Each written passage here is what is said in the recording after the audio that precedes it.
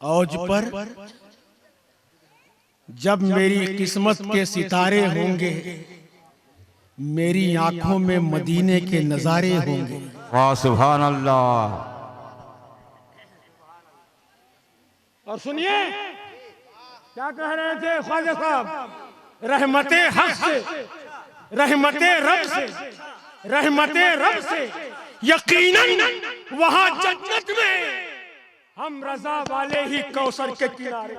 वाह सुभान अल्लाह, सुभान अल्लाह, सुभान अल्लाह। मोहब्बत से बोल दो सुभान अल्लाह, बोल दो सुभान अल्लाह, सुभान अल्लाह, सुभान अल्लाह। रहमते रब से यकीनन वहां जन्नत में हम रजा वाले ही, हम रजा वाले ही कौसर के किनारे होंगे।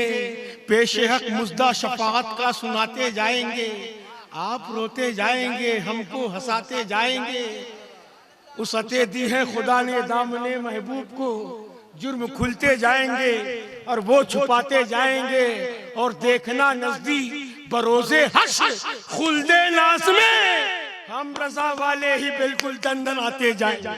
सुभान अल्लाह, सुभान अल्लाह। नारे तकबीर।